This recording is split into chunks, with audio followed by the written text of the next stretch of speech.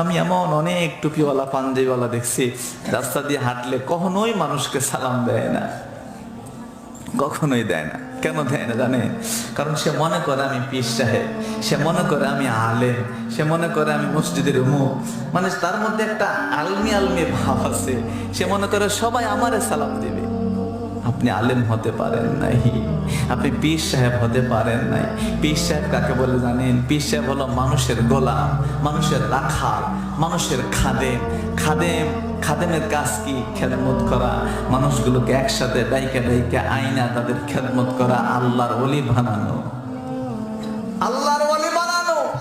কিন্তু আমাদের অহংকারের এতটা অহংকার, আপনি দেখেন, আমি দেখছি এরকম প্রচুর। উনি জীবনও সালাম দেয় না, উনি আগের থেকে দূর থেকে তাকায় থাকে, ও আমার আগে সালাম দিবে।